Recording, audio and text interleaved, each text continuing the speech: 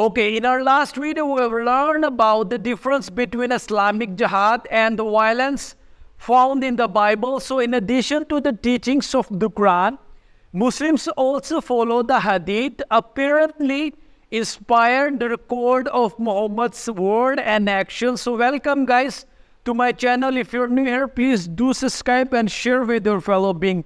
So Hadith explains how Muhammad instructed his commander when sent out on a mission. So I quote, "When you meet your enemies, those who follow more than one god," I unquote, "so invite them to 3 course of action, and if they respond to any of these, then withhold yourself from doing any harm.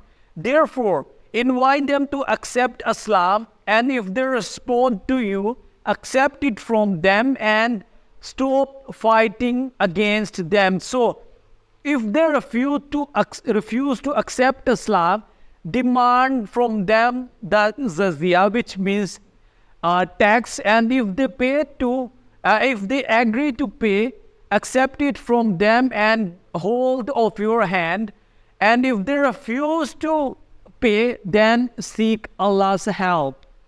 Okay, now let's come to the Old Testament. We must also remember that Yahweh did not sanction all the wars that are recorded in the Old Testament, and that the wars specifically ordered by him beyond the time of Joshua were defensive in nature. A number of battles that Israel fought on the way and within the Canaan were also defensive in nature, as we see in Exodus chapter 17 verse 8 and Numbers chapter 21 verse 21 to 32.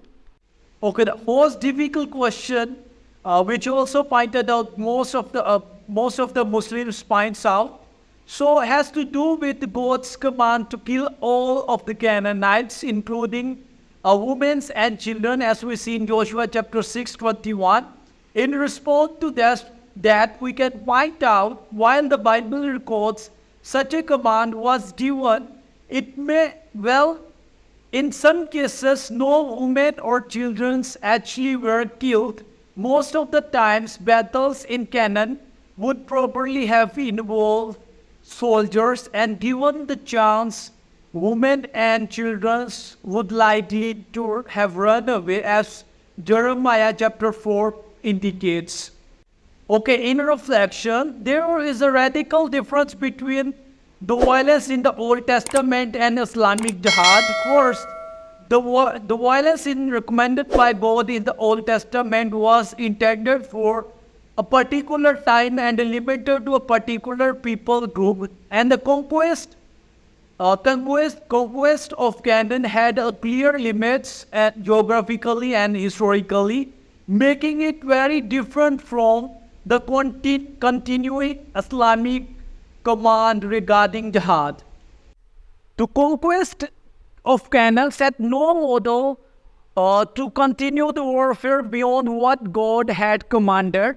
In difference, the Quran actually prescribes and disregard military jihad in the promotion of Islam. So at no time in the Bible do we see God commanding his people to kill unbeliever or non-believer in the promotion of biblical faith. So I hope you guys like this video. Please do subscribe and share with your fellow beings. So thank you for watching, and many more episodes are coming up.